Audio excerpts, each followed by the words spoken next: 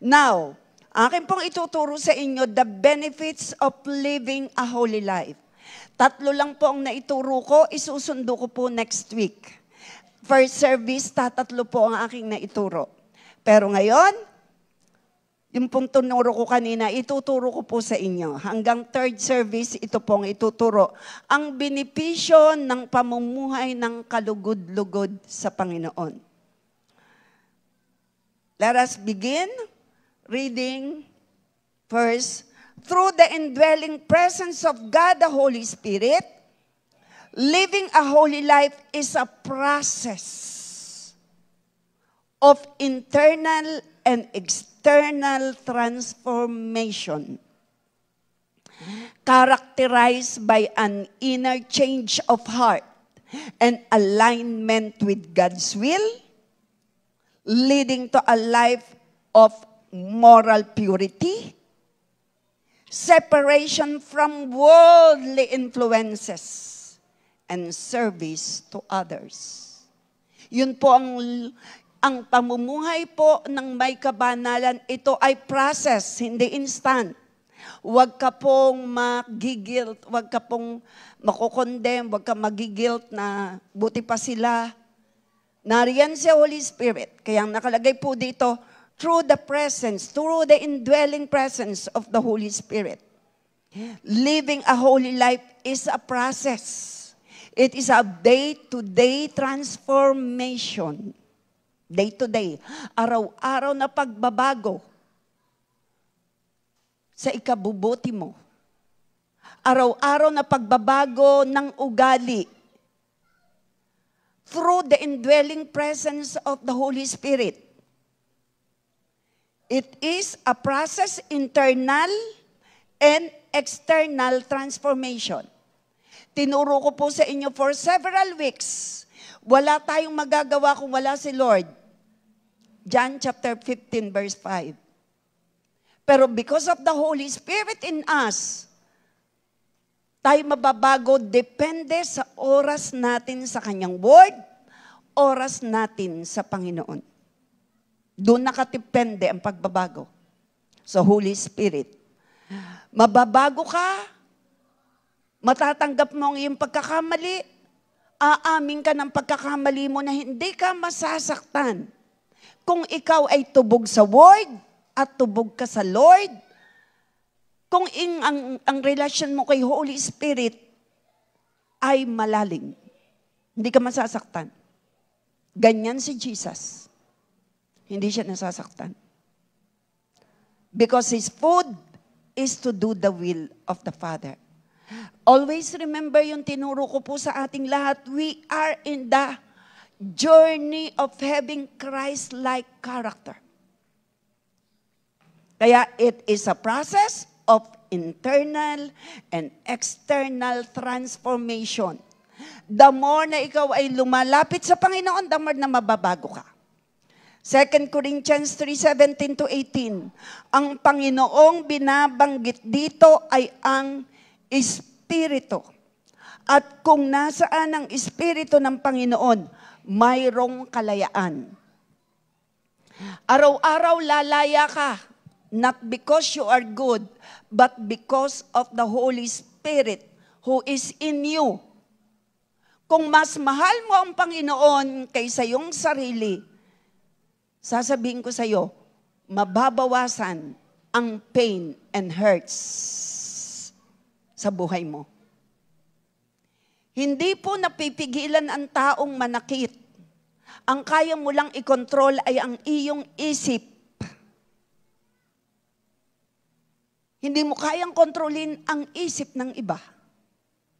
Because sometimes the Lord allow it to test you and to shape you and to mold you. Yun po yun eh. Naniniwala po ba kayo na walang isa man sa atin na pwedeng kumontrol ng isip ng iba? Ang kaya lang natin kontrolin ay ang isip natin. Kaya, the more you love God, itinuro ko po sa inyo second week, if we want to live right with God or live a holy life, we need to love God above all. Love God more than ourselves. Love God more than money, more than position. More than everything. Isa pong pastor na nagpunta, sabi niya, ako po'y nagpapasalamat na ako'y kasama sa i-recognize. Pero hindi pa po ako handa. Sabi ko, dyan pa lang sa sinabi mo, may sign na ng pagpapakumbaba. Pwede pong next year, hindi pa po ako handa. Salamat po na ako'y nakabilang na i-promote to become a reverend. Pero hindi po. Para sa akin, kulang po ang aking ginawa. Sabi ko, I speak blessing upon you. Kitang-kita sa iyo ang humility. You are not after the position, but you are after kung ano ang makikita sa iyo bilang reverend. Hindi niya tinanggap. Sabi ko, I speak blessing. Kung ayaw mo pang magpa-promote, the Lord bless you. Nakita sa iyo ang humility. Hindi siya after sa position. Why? Sabi niya, hindi naman po ako takot sa accountability and responsibility. Kulang nga po ang aking ginawa. Kaya hindi po ako karapat-dapat. Sabi ko, wow. Lalo kang pagpalain ng Panginoon. Kaya sabi rito, ang Panginoong binabanggit dito ay ang Espiritu at kung nasa ng Espiritu ng Panginoon, mayroong kalayaan. Malaya tayong magdesisyon na itakwil ang mali. Walang pwedeng madlang. Kasi yan ang kalooban ng Lord. Ang itakwil natin ng anumang kataasan, itakwil natin ang galit, sama ng loob, hinanakit, itakwil po natin, malaya kang gawin yan. Sabi mo sa iyong sarili, malaya ka. Nasa iyo si Holy Spirit, do it. Forgive yourself, forgive others. Move forward. Malaya ka na harapin ang iyong trauma with the help of the Holy Spirit. Malaya kang harapin ang pain and hurts with the help of the Holy Spirit. Kaya sabi rito, at ngayong naalis na ang talukbong. Kapatid, itinuro ko po sa ating lahat, naaalis ang veil, ang talukbong, ang kabulagang espiritual sa mga taong pinananahanan ni Holy Spirit. Andyan po ba tayo? Naaalis. Ngayong naalis na ang talukbong, nagniningning sa atin ang mukha. Nagniningning sa ating mga mukha ang kaluwalhatian ng Panginoon. Sabi ko po, nalis na ang talukbong, nagniningning na sa atin mga mukha. Nakikita na ang liwanag ng Panginoon. Buti na lang inulit ko. Nagniningning, nakikita na ang glory ni Lord sa iyo. Hindi dahil ikaw ay kalbo, kundi dahil nakikita sa iyong mukha ang liwanag ng Panginoon. Kung naririyan sa katabi mo ay kakilala mo, nakikita mo ba sa akin ang glory ni Lord? Ano ang sagot?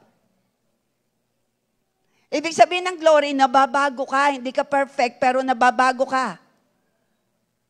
O, kita nyo si Ronel. First service, umattend. Gusto pa uli niyang marinig, nag-second uli. Hindi yan dati. Dati nga ho laging wala. Ngayon naman, first and second. Nababago.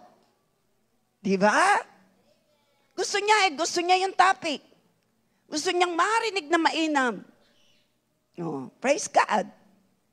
Yan po ay tapos ng HRM. Kaya pag nagpaluto kayo sa kanya, masarap. Dinadala niyo po yun sa amin ang kanyang niluto. Simman sometimes. May lagihan na ngayon, Ronel. At ang kaluwalhatiang iyan na nagmumula sa Panginoon. Saan po nagmumula ang glory? Kay Lord. Siyang nagkikreate sa'yo.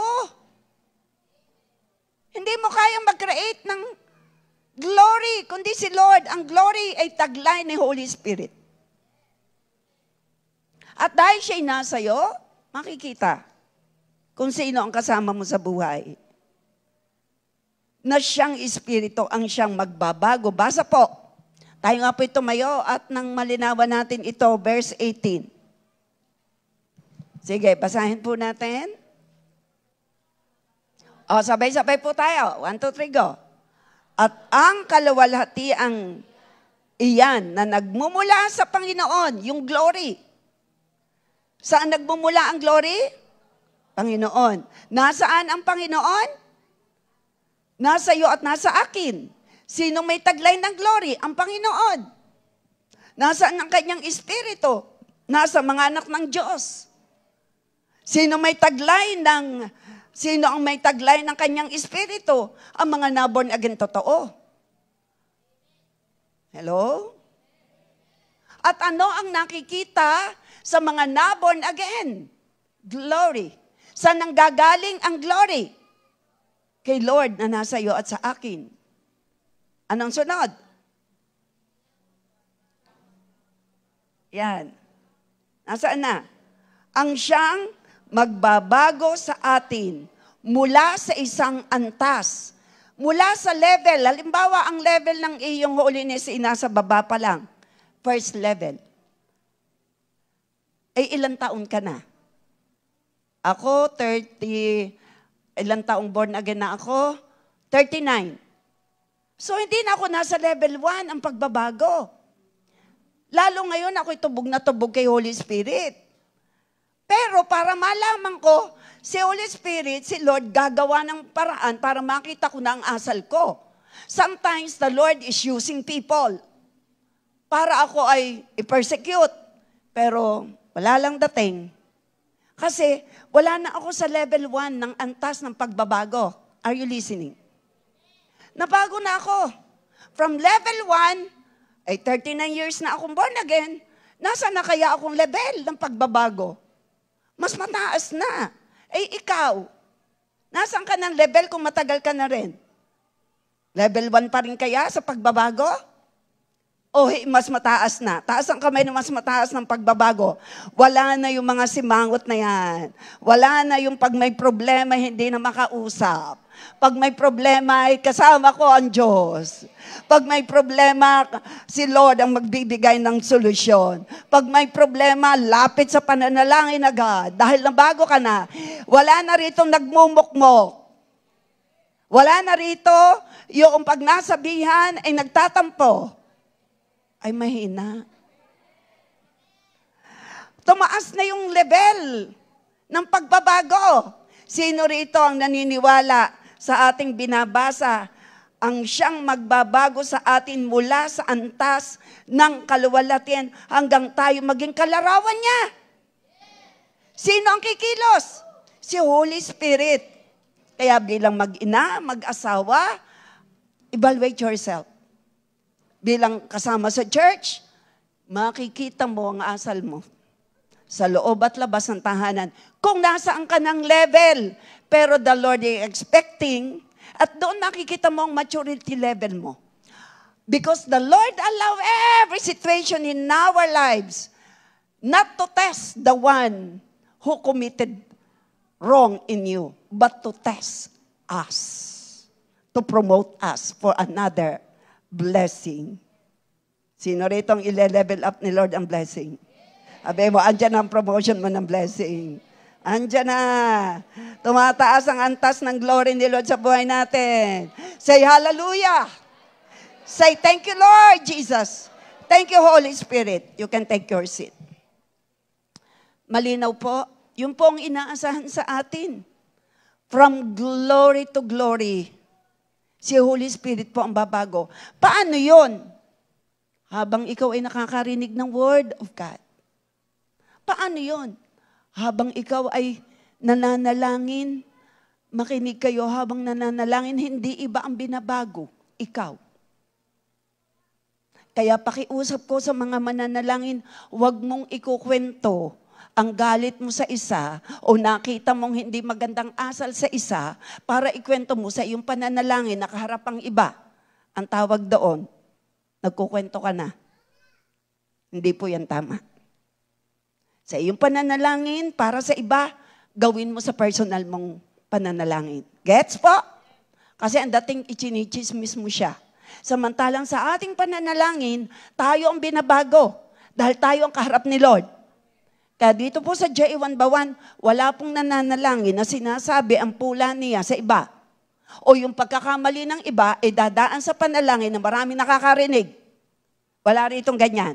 Sabi mo sa iyong katabi, ikaw ga inaharap sa prayer meeting. Walang ganyan. Amen? Hindi nagpaparinig.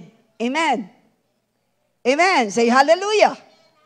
At kapag meron, di iko-correct mo. Tinuruan tayo sa preaching. Wag naman gayon. Ang iba tuloy, walang alam, may nakakaalam, dahil sa yung way ng pananalangin. Gets? Kasi hindi yung kalugod-lugod sa Panginoon tayo naharap ngayon sa team ng ating September na Living a Holy Life.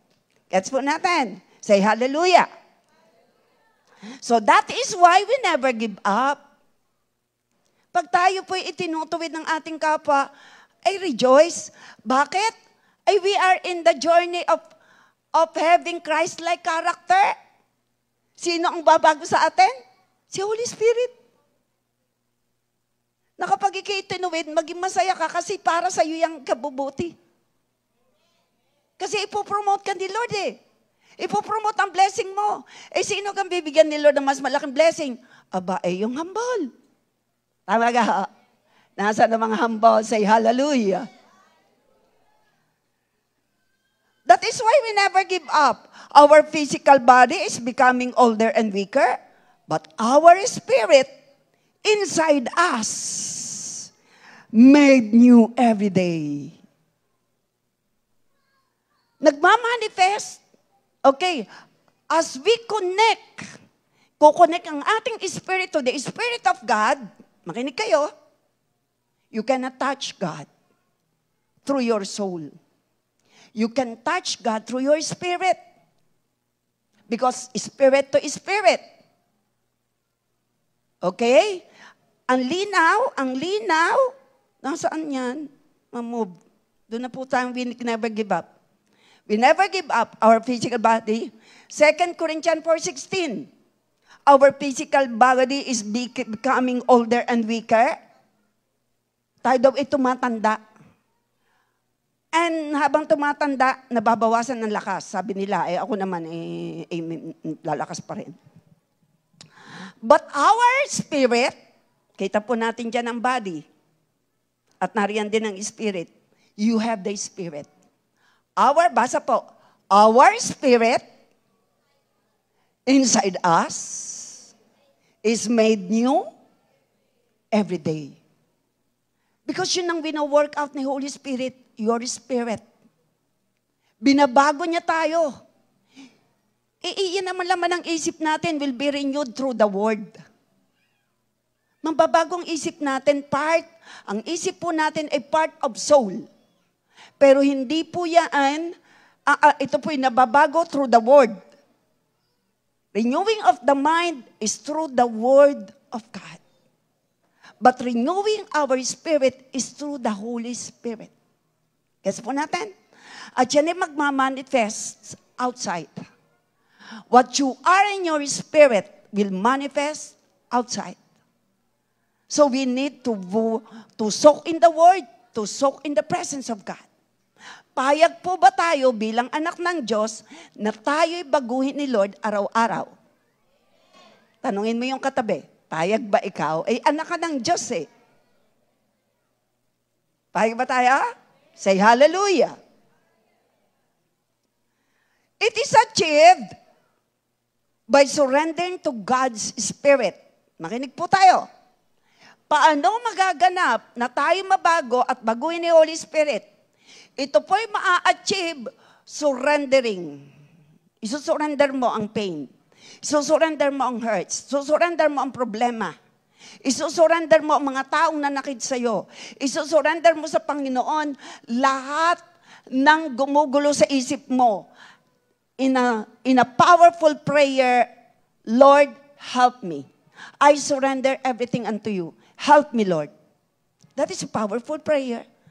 A short prayer saying, Lord, help me. Saying to the Lord, ayaw ko nito. When you say to God, ayaw ko ng nararamdaman kong pangit. Ayaw ko ng may gumugulo sa isip ko. Ayaw ko ng emosyon ko, ihahawakan ng sitwasyong hindi maganda. Ang gusto ko, Lord, take over, take the lead. Sige, yuko ka, tumikit. Hindi ko alam kung anong sitwasyon mo. Apply mo ngayon. Sabihin mo yung inaayawan mo. Ang ayawan mo sa lupa'y aayawan sa langit. Kung ikaw ay nalulungkot dahil sa nangyari, kung ikaw ay may takot, kung ikaw ay nag-aalala, sabi mo, ayaw ko, Lord, give me peace. Help me, Lord. Help me. Help me, Lord. Take the lead. Take the full control. Take the lead, Lord. Help me. Help me. Oh God, thank you. Ang inayawan ng bawat isa, yayawan ng langit. Matthew 18:18. At ang ipahintulot mo ngayon, the peace, the courage, the joy, the strength, the healing, the miracle, love, joy, peace from the Holy Ghost. Strength, restored, is restored. Thank you, Lord. Nagsusurrender lahat sa iyo, ang bawat isa. Sige, taas mo yung kamay. Surrender mo yan. Surrender mo ang gumugulo sa isipan mo. Surrender mo ang humahadlang sa mga panalangin mo. Surrender mo lahat ng worries and fears and anumang problem. Lord, nakataas ang kamay namin sa iyo. Tulungan niyo ang bawat isa. We surrender it all to you. Replace, Lord God, the love, joy, peace from the Holy Ghost. Take the lead, Lord. Take the lead. Take the full control. Hallelujah. Take over, Lord. Every situation, everyone's lives of everyone, maging sa buhay, sa abroad at sa lokal, sa manaroon, wala rito, take the full control. Lord, take the lead. Lord, we surrender everything unto you. Take over, Lord. Take over. Take over for the solution. Take over for the miracle. Take over for your will to be done. This I pray to you, Father, with faith in my heart. In Jesus' name. Palakpakan natin si Lord. So it is achieved by surrendering to God's Spirit. Binigyan ko kayo ng sample. Wherever you are, wag niyong iisipin ng prayer time is 3 o'clock, prayer time is 6 o'clock, prayer time is 9 o'clock. No. Prayer time is at all times, wherever you are, is the best time. Are you getting what I'm saying? Tinuturuan ko po tayo. Wherever you are, just say the powerful prayer, lead me, Lord, help me, Lord, ayaw ko nito, change my heart, Lord. Take over. Prayer, the best time is at all times because the Holy Spirit is in you. So, surrendering to God's Spirit, you're renewing the mind with His Word. Linaw po. And obeying His commands not to earn favor, but in response to His grace. Lagi nating iisipin, sobrang biyaya ng Lord sa atin. Sobra, grabe. Grabe. Ako po yung nag-testify kanina, kaya lang, ko alam, later, tingnan ko kung may testify ko. God is orchestrating everything in your favor. But we are not praying for the favor, for us to get the favor. Andiyan na ang favor Ikaw na lang gagawin mo yung tama, gagawin mo yung kalugod-lugod, dahil ang Diyos ay mabuti. Ang Diyos ay mapagbiyaya. Ang Diyos ay mapagmahal. Sobrang magmahal ang ating Diyos. Let us check the motivation of our heart. Tayo gagawa ng mabuti, hindi para sa pabor. Gagawa tayo ng mabuti dahil ang Diyos nating nasa atin ay mabuti at tapat at banal. Ako lang po ay nagpapasalamat kung gaano kabuti ang Lord na tumutugon sa ating panalangin. Nagkataon lang po talaga na nagkadalwa ang assignment sa akin last Friday. Pero yun po'y may nauna. Nauna na mag-set ng meeting, na ako po hindi pwedeng wala sa meeting. Nang meeting po ay 5 p.m. to 8, Friday. Kasi po, yun po'y Saturday to be. Dapat po yung Saturday. Kaya lang nag-request akong gawing Friday dahil Saturday ako may child dedication. Ginawang Friday, 5 to 8. Kaya lang may nag-arise na situation na funeral service last night service. Ni-request po ako na ako ang mag-last night service sa funeral. Requested po talaga, sabi ko, paano kaya? Nag-explain ako, hindi ako pwede, ako may meeting na inilipat. Pero talagang ikaw, Rev, ang gusto naming mag-last night. Sabi ko, Lord, make a way. Help me, Lord, make a way. You know what? Alam ni Lord ang heart ko, gusto ko mapagbigyan, pero may nauna. Paano ako dadating doon? 5 to 8 ang meeting ko, 8:30 na, magbo-word, baka mga tao ay, pero, even though ako'y nagsabi na unahin nyo ang tribute and everything, ay nagkaroon po ng bagyo. Ito ang sinasabing mula sa pangit nag-create ng maganda. Na-announce na may bagyo. Signal number 3 ang Batangas.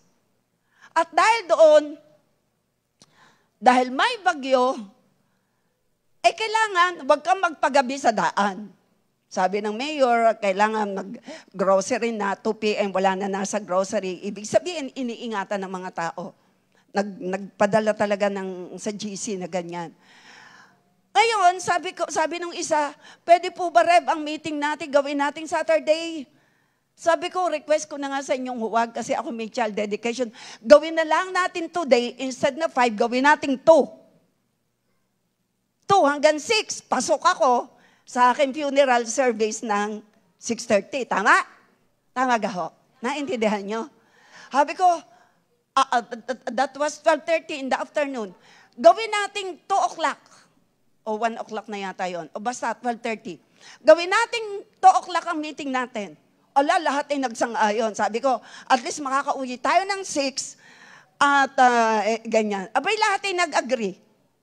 Yung po kasi paggawa ng batas. Lahat ay nag-agree. O, dinaron ako before 2. Sabi nung isa, pakinig ko, sabi nung asawa nung isa, ang buhay hindi naman, ang buhay kailangang itangatan, pag natamaan naman ng talsik ng bubong, papaano na? Sabi ko, hindi. Walang tatalsik na ng mga bubong. Ang tatalsik lang ay mga dahon. Panay po ang deklara ko, Lord, walang tatalsik sa aming pag-uwi. Kasi kumpleto na kami. Walang matatalsikan ng mga bubong sa halip ay dahon laang in Jesus' name. Kasi mga sanga wala rin. Kasi signal number 3 Pero you know what? Ang dami nagpe-pray, kasama ka. Sabi ko, ang dami nagpe-pray. O ba ikaw uminit? Walang ulan? Natapos, 2 o'clock kami nag-start. Hanggang 6, naroon ako sa funeral service ng 6:30. Ang daming tao na pagpala, naganap ang kalooban ng Panginoon. The Lord turn yung bagyo na mawala at magamit lang for your purpose. Ang galing ni Lord. Sabi po ni Rev Wilson, kapatid niya kasi ang pumanap. Sabi niya, Rev, kanina ko umawit ng umawit, humanga ako ng humanga sa Panginoon, at nakaka-request sa Lord. Nag-request ako sa Panginoon ko, ay nakaka-request naman sa'yo. Ay yung signal number 3, ay dinideklara kung wala ng bagyo. Sa pangalan ni Jesus, lumipat na kung saan dapat lumipat. Ay nakaka-request naman sa'yo, Lord, hanggang bukas magandang panahon. Panginoon, magandang panahon. Ay kamanga-manga kang Diyos, kabuti-buti mo, Lord, kahanga-hanga kang Diyos. Gumanyan daw ang Rev Wilson. At saka tayo, di ba? Ay, wala nang nagawa ang bagyo, mas makapangyan ang pangalan ni Jesus. Di ba? Walang bagyo. Lumihis. Hinangaan ng Panginoon Nagkukwentuhan kami, kaya sabi ko, talagang napakabuti ni Lord. Sabi mo siyang katabi, nakaka-request kay Lord, hanggang kahapon, yung puyo ang paghahatid ng labi. Doon po sa ay wala. Ang kaaya-aya talaga ang panahon, sabi mo siyang katabi. Ay basta humanga ka sa Panginoon, nakaka-request. Hangaan mo siya, buti mo. Ako nga po ay dun sa mga, Lord, ano kang ganda ng bihis ng halamang ari. Lord, ikaw ang nagbihis din ikaw. Ako'y gandang-ganda sa halamang ari. Yung bell, alam niyo yung bell na bulaklak? Ay sa amin po hitik ang bulaklak. Sabi ko, Lord, ang bell, ang kulay ng kanyang bulaklak, yellow. Yellow, ang kulay ng bell. Ay namumukad talaga namang ang bulaklak. Tapos may iba pa ako dong mga halaman na galing din sa inyo. Dahil pag saan ako pumunta, pag uwi ko may bit-bit akong halaman. Kakatuwa ang Panginoon. Amen? Say hallelujah. Bakit ko ito'y kinukwento? Nakaka-request talaga sa Panginoon. Basta mamuhay ka ng kalugod-lugod sa Kanya. Hangaan mo, sabihin mo sa iyong kalibat kanan, patuloy nating hangaan ang manlilikha. Patuloy nating hangaan ang ating Diyos. Dahil siya'y kamangha-mangha. Say, praise the Lord. Say, hallelujah. Alam niyo ang hallelujah, yan po ay paghanga sa Panginoon. Yan po ay pagpaparangal sa Lord. Yan po ay pagpupuri sa Panginoon. Okay, it is achieved by surrendering to God's Spirit, to renewing our mind with His Word, obeying His command, not to earn favor, but in response to His grace. This results in a life that reflects God's character, connects deeply with Him, and serve as a powerful testimony to others. Kaya, mamuhay tayo ng kalugod-lugod. Sabihin mo sa iyong sarili, magpatuloy ka pa sa pamumuhay ng kalugod-lugod sa Panginoon. Tumaas ang antas ng ating kabanalan. Say hallelujah!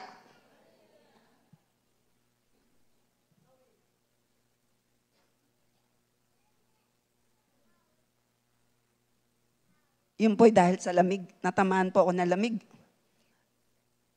Thank you, Lord. Habang tulog, hindi namin naayos ang aircon. Now, God honors those who choose to walk in holiness. Yun po ang totoo. Pinararangalan ng Panginoon, ng Diyos, ang mga taong piniling lumakad sa kabanalan. Basa po. 1, 2, 3, go.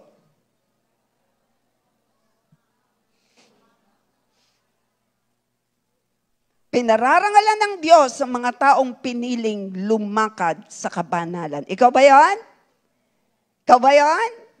Say, praise the Lord. When we live set apart for God, His blessing don't have to chase. They begin to follow us. Nakalagay po yan sa Psalms 23 verse 6. Hahabulin ka talaga ng blessing kapag ikaw ay lumalakad ng may kabanalan. Kapag namumuhay tayong nakakalaan para sa Diyos, ang kanyang mga pagpapala ay hindi kailangang habulin. Ito'y nagsisimulang sumunod. Saan po yan nakalagay? Psalms 23 verse 6. Basa uli, kapag namumuhay tayong nakalaan para sa Diyos, ang kanyang mga pagpapala ay hindi kailangang habulin. Nagsisimula itong sumunod. Sino rito ang pagpapala na ang hahanap sa'yo? Sabi ko, hahanapin ka ng pagpapala ng Diyos. Mag-overflowing ang blessing sa mga taong nagbibigay ng parangal sa Lord.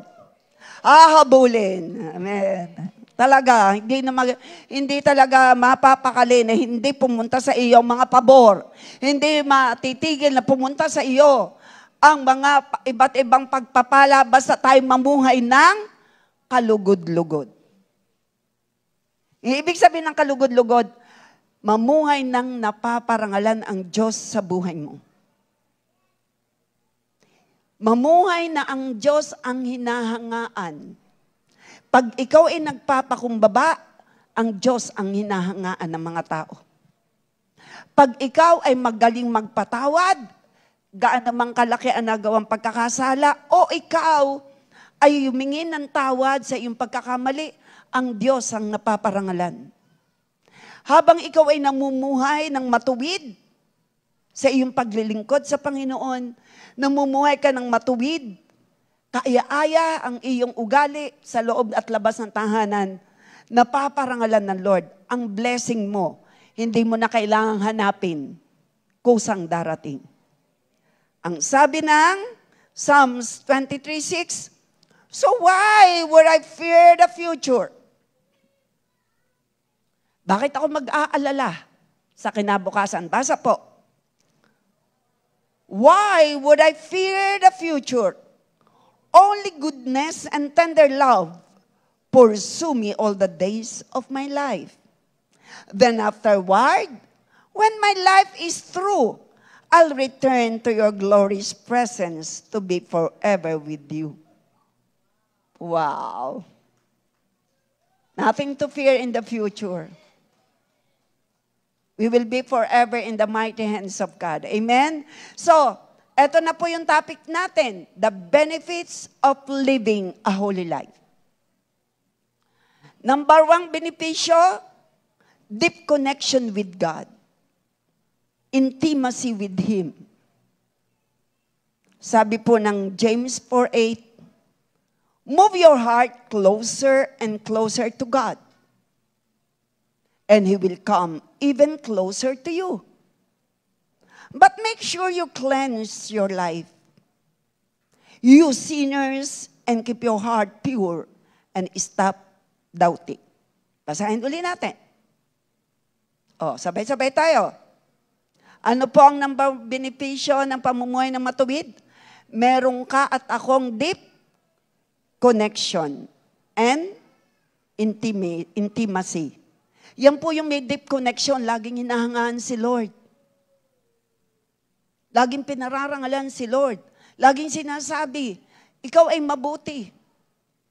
Kahanga-hanga ka, Lord. Kahit may problema, kahanga-hanga ka.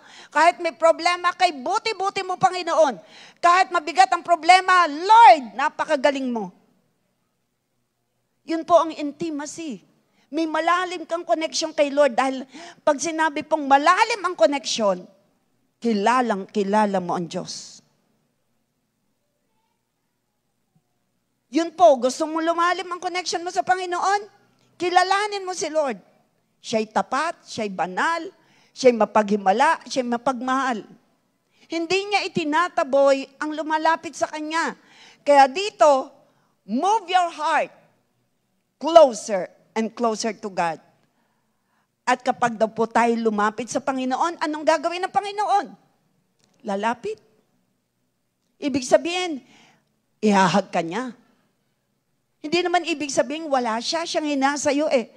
Habang ikaw ay lumalapit, nakafocus sa Kanya, yung dating hindi mo nararamdaman na joy, hindi mo nararamdaman na peace, ay mararamdaman mo. Why? Nakafocus ka eh. Kung sino si Lord? Bakit ang iba, may ginagawa si Lord, ang kapal ng presence ng Lord, walang maramdaman, malayo ang puso. Hindi si Lord ang malayo. Si Lord ay malapit. Nasa iyo nga eh. Pero bakit hindi mo maramdaman? Nako-cover ng problema. Pero ang mga taong nagsusurrender ng mga problema, ng mga worries, ayan, may peace ka pa rin galing kay Holy Spirit. Saan po galing ang love? Kay Holy Spirit. Saan galing ang joy? Kay Holy Spirit. Saan galing ang patience? Kay Holy Spirit. Para maramdaman mo yan, para maganap yan sa'yo, focus ka lang kay Lord no matter what. Sino may gusto noon? Say praise the Lord. Say hallelujah. May ginawang hindi maganda, hindi mabuti, and despite na maganda ang iyong ginawa, ginawang ka ng masama, you have peace. You have joy. Sino nag-produce? Si Holy Spirit. Bakit? Nakafocus ka sa Kanyang kabutihan. Are you listening? At doon ka magiging malakas. Yung one step forward to God, ang paa ng Lord ay malaki. Are you listening? Yung paa mo, walang sinabi yan sa paa ng Panginoon. Kung ikaw ay nag-one step forward, ay ang hakbang ng Panginoon ay malaki. Binubuhat ka niya. Niyayakap at binubuhat ka niya. In the footprint of the sand. Nagtataka yung problemadong tao. Sabi niya, ba't isa na lang paris na pa ang nakikita ko sa panahon na ako'y may problema? Sabi ng Panginoon, ang nakikita mong pai, hindi iyo. Ang nakikita mong isang paris na pai, ako. Buhat-buhat kita, anak. I'm carrying you through it all. Kantahin natin mamaya. Sing to you, Lord, a hymn of love for your faithfulness to me. Carrying everlasting arms, you'll never let me go through it all. Sa problema, buhat-buhat ka ng Panginoon. Mamaya kantahin natin yan. Parangalan natin si Lord. Say hallelujah. When we go closer, just say the powerful prayer, I need you, Lord. Lord, help me. Lord, hindi ko kaya. Ay, naku, gustong-gusto ni Lord na panalangin yan. To the rescue agad si Lord. Huwag mo lang kalimutan, I love you, Lord. I trust in you. Deep connection with God. Benefits of living a holy life. Number 2. Pero syempre, sa iyong paglapit, magpatawad ka. Bakit? Ito ang sagot sa panalangin hindi pa dumarating. Answered prayers when we live a life pleasing to God. Yung mga answered prayer na nabibinbin ay darating. What we need to do ay nakalagay po diyan ni James chapter 5, verse 16. Kaya nga, ipagtapat ninyo sa inyong mga kapatid ang inyong mga kasalanan. Ibig sabihin, umamin ka. Sa nangyayari sa Pilipinas, sa itumatanggay, hindi ko alam kung sino ang nasasabi ng totoo. Lalaya ang mga taong maamin. Lalaya sa takot. Lalaya sa pangamba. Ito rin ang tinutukoy sa atin ng Panginoon pag ikaw ay nagkamali, wag mo nang itago. Hindi mo kailan maiitago sa Panginoon.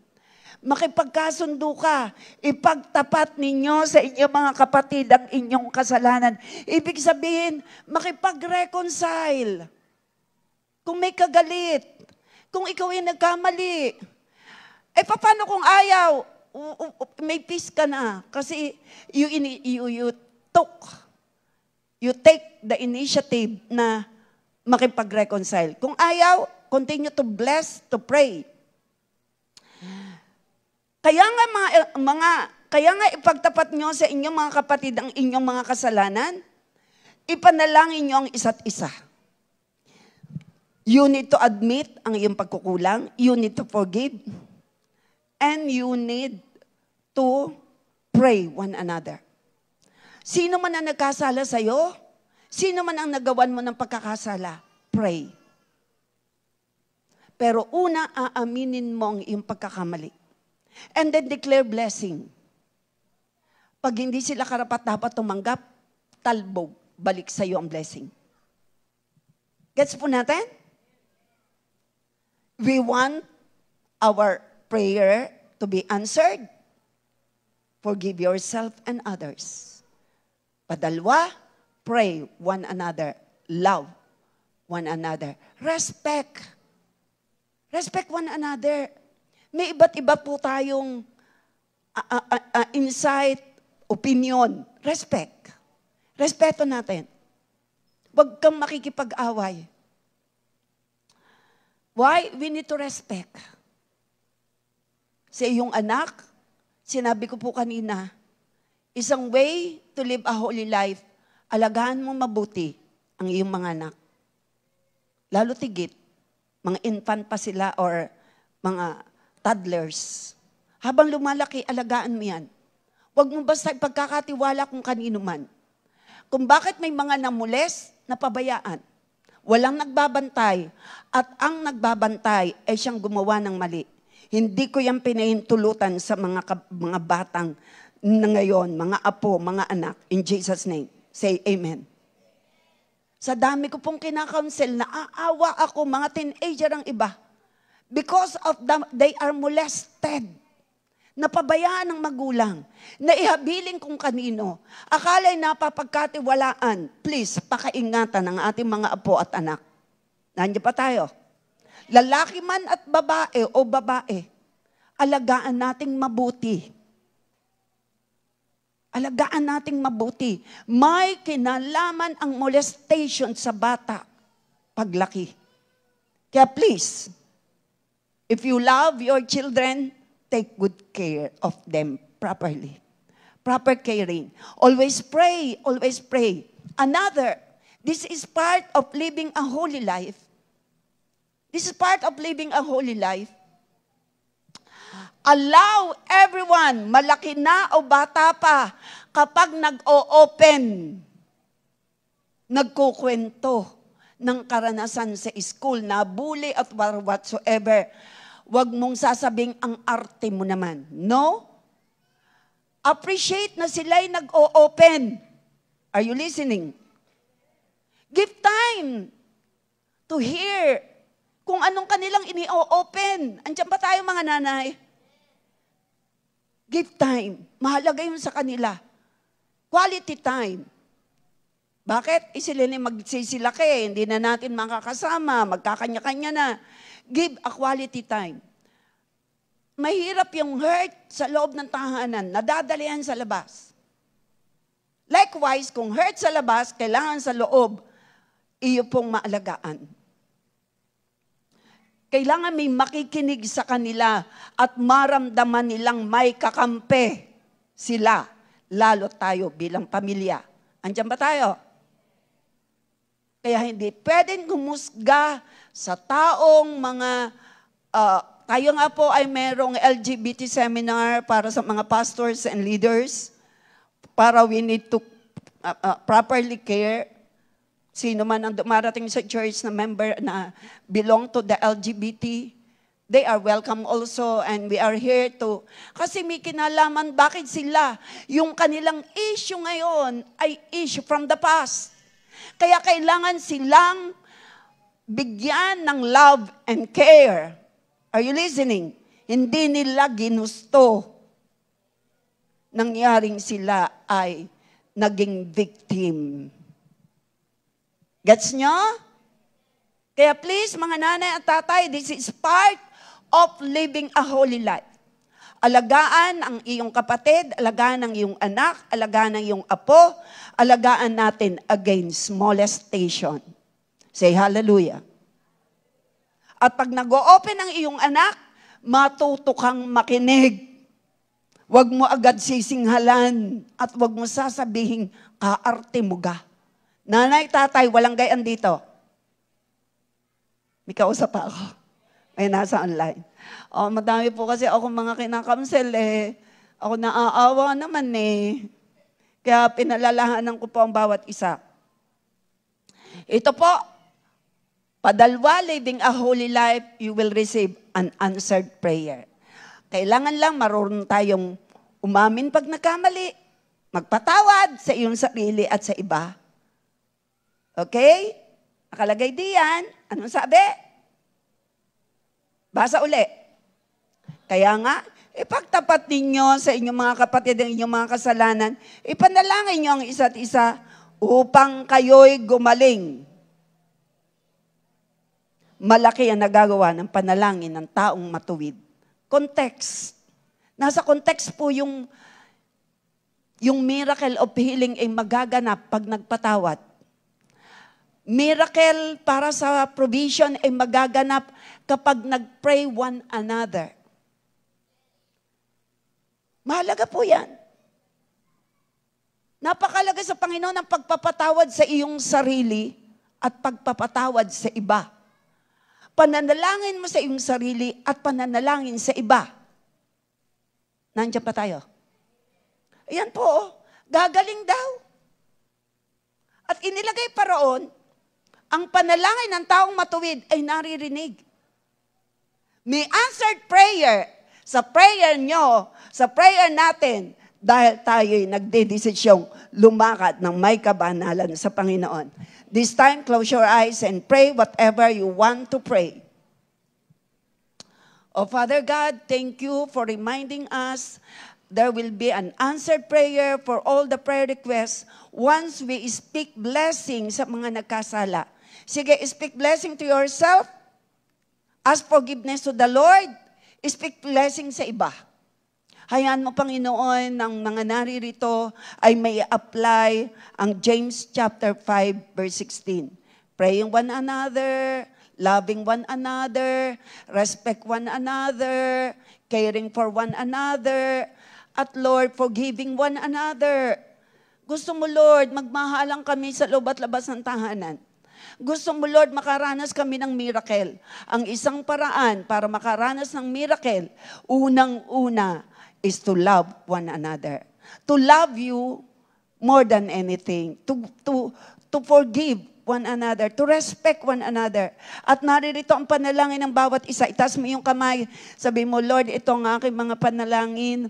Ako'y naniniwala dahil ako'y nagdidesisyong lumakad ng may kabanalan, lumakad na tunay na nagpapatawad, lumakad na tunay na nananalangin para sa iba.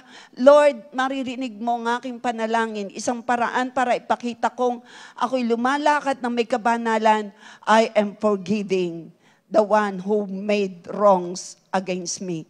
Nagpapatawad ako sa nagkasala. Ito man ay sarili ko, hinihingi ko ng tawad sa iyo lahat ng pagkakamali ko at pinapatawad ko ang mga nagkasala and I speak blessing sa lahat ng nagkasala sa akin. Sige, sabi mo yan, Lord, I speak blessing, kaya naman eto nakataas ang kamay ko sa iyo. Ang mga panalangin ko, Lord, ay tutugunin mo dahil ako may pusong mapagmahal, pusong mapagpatawad, pusong hindi gumaganti, pusong nananalig sa iyo. Thank you, Lord. My answered prayer is coming. Sabi mo, Lord, ang panalangin ng taong matuwid, agad mong dinirinig. Thank you, Lord, for the answered prayer. In Jesus' name, sabi mo sa iyong katabi, nako, andyan na, answered prayer.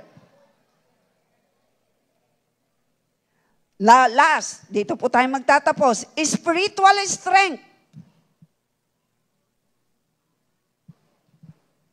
Kapag tayo namuhay ng matuwid, tatanggap ka ng lakas.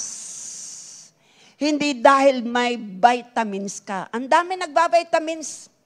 Milyonaryo, vitamins pa ang hindi mabili. Pero, mahina sila sa problema.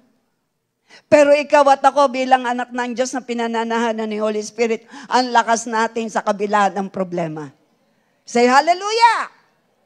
Kaya ka nga narito kahit may problema Di ba? Spiritual strength. Basa po. Today is a holiday.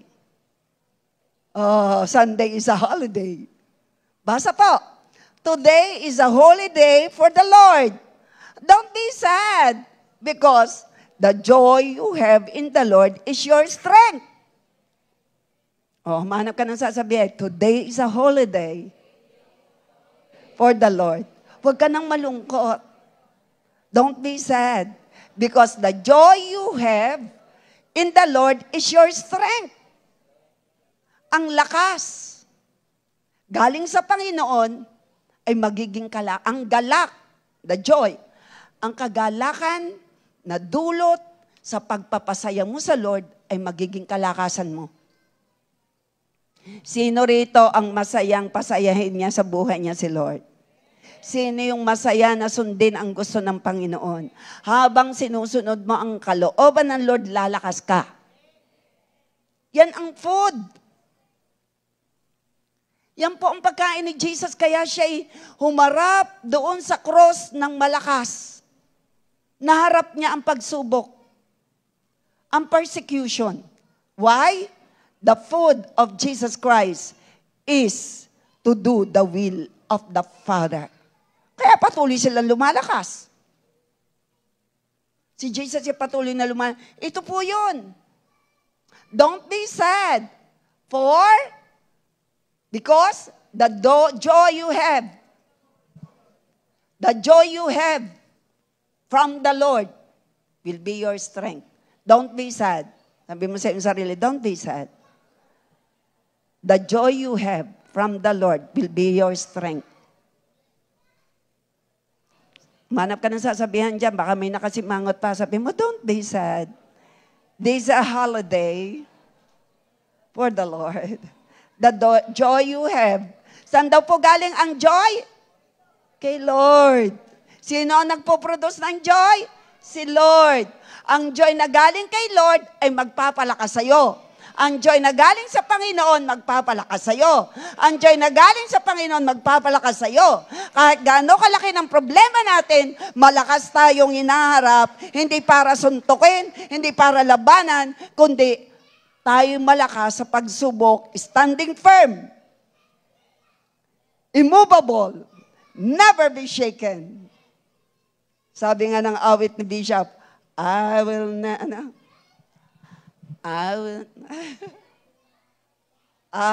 not be shaken, for the solid rock I stand. Ganda kaya nun. Kaya lang kakantahin natin mamaya yung yung Through It All. Pero gusto ko yung kantang yun. Pakita mo nga, kantahin nga natin sandali. I will not be shaken. In the solid rock I stand. Mahaba yata, wag na. Bilisan na natin. So, Sunday is a holiday. Don't be sad, for the joy of the Lord is your strength. Sunday is a holiday. Sabi mo sa iyong katabi, Sunday is a holiday. For the Lord. For the Lord, ha? Hindi para magliwali. For the Lord. Nakalagay dyan, today is a holiday not for yourself, but for the Lord.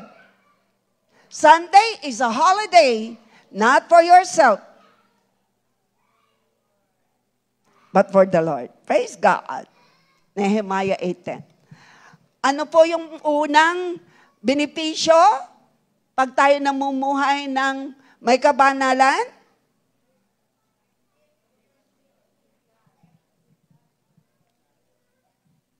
Pagka tayo namumuhay ng may kabanalan, deep connection, intimacy. Ano yung padalawa? Answered prayer. Ano yung patatlo? Spiritual strength. Sa sunod po, mas maranda pa. Spiritual strength, magbasa pa ulit tayo, Psalms 46, 1-3. Ang Diyos ang ating kanlungan at kalakasan. Siya'y laging nakahandang sumaklolo sa oras ng kagipitan. Tayo po ay itaas ang kamay, sabihin natin, ang Diyos ang aking kanlungan. Open our mouth. Ang Diyos ang aking kanlungan at kalakasan. Siya'y laging nakahandang sumaklolo sa oras ng kagipitan. Di dapat matakot, mundo'y mayanigman, kahit na sa dagat ang bundok matangay. Kahit na magngalit yaong karagatan at ang mga burol mayanig magimbal. Woohoo!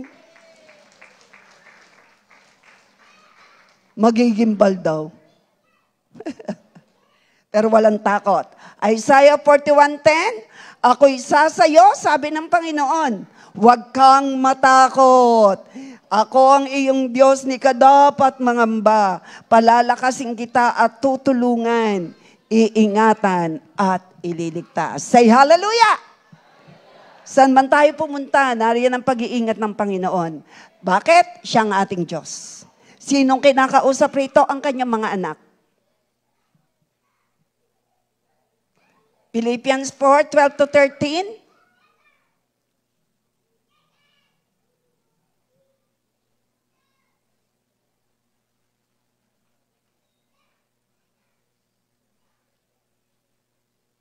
Philippians 4:12-13. Alam ko kung paano maghikahos. Ito po ay si Paul.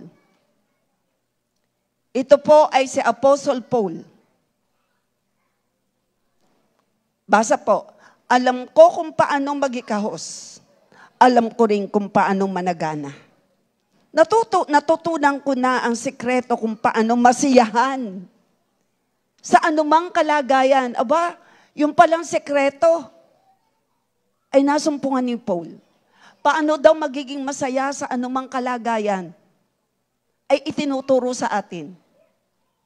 Sabi ni Paul, natutunan ko ng masiyahan sa anumang kalagayan sa buhay. Ang mabusog o magutom, nakaranas si Paul na magutom. Ang managana o maghirap. Verse 13.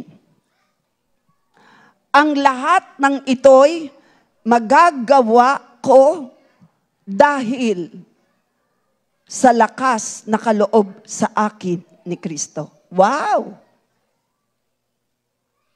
Ito po yung ginagamit ng ibang, I can do all things through Christ. Sino raw ang magpapalakas sa atin? Si Lord. Naranasan ni Paul, higit pa po sa 39 na latigo. Naranasan ni Paul, masira ang kanyang bangkang sinasakyan ng going to mission. Naranasan ni Paul ang iba't ibang pagsubok.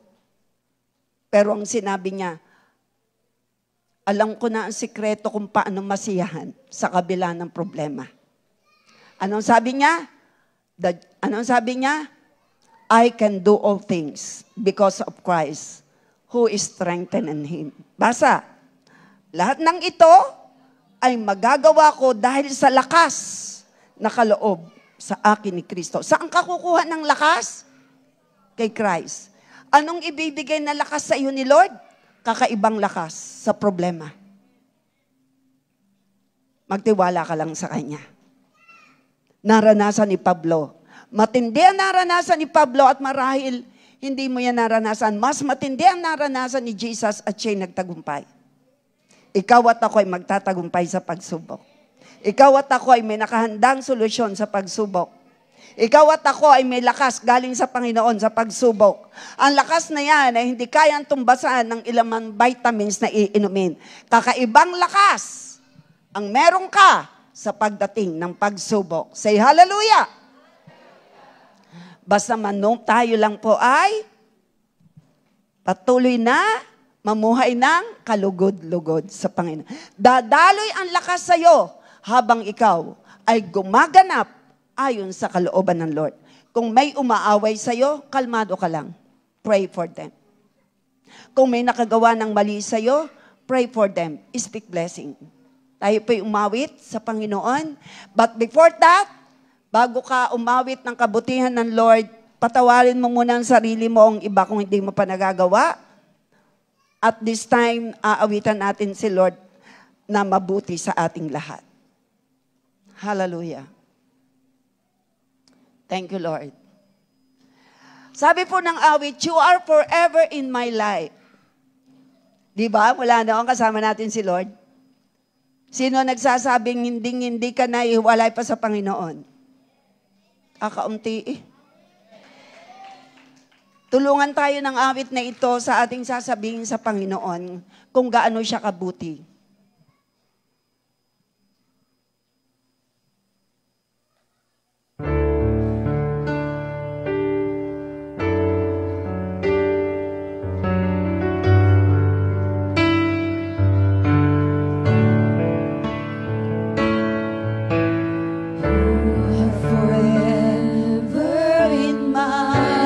Sabihin natin sa Panginoon, you see me through the seasons,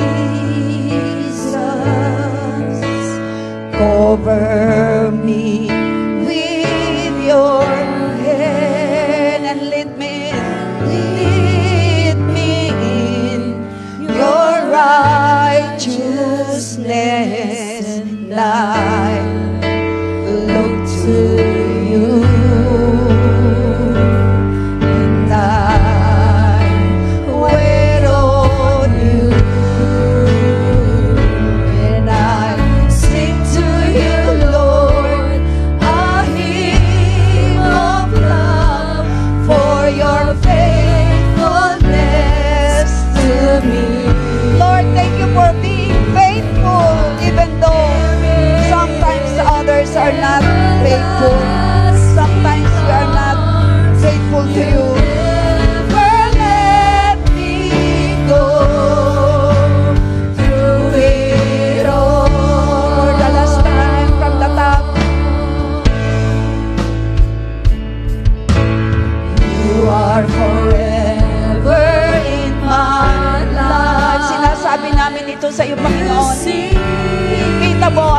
sa amin. Lahat ay hantad sa'yo. Alam mo ang pinagdadaanan ng bawat isa. With your hand and let me lead me in your righteousness and light. Look to you and I will on you. Wait on you. And I sing to you, Lord, a hymn of love for your faithfulness to me. Thank you, Lord, for being faithful at all times, in all seasons of our lives. Everlasting arms, you never let me go. And I sing to you, Lord, a hymn of love for your faithfulness to me. And I'm carrying everlasting arms, you never let me go. Through it all,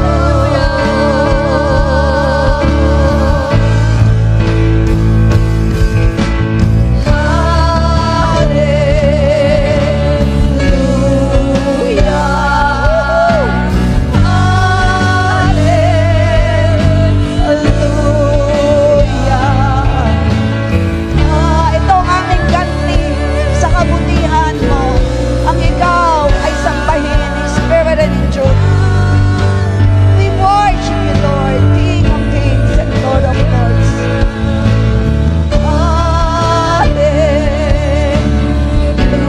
Hallelujah. Hallelujah.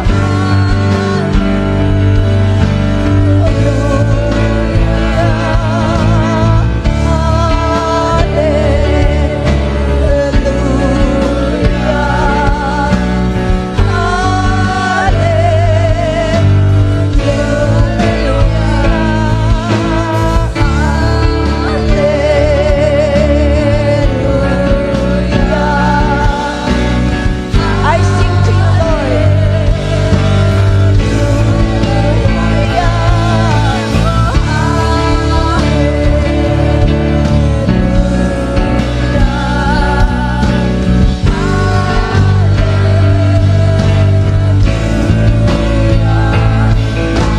Sing to you, Lord, a hymn of love for your faithfulness to me. Oh, we love you, Lord. Gracious, forgiving God. You never let us go, sweet Lord. Salamat sa katotohanan. Hindi niyo kami iniiwan. Hindi niyo kami pinababayaan. Dinadala niyo kami sa panibagong antas ng kabanalan. Panibagong antas ng pamumuhay. Panibagong antas ng pagpapala. Salamat through it all, in all seasons of our lives. Nariyan ka.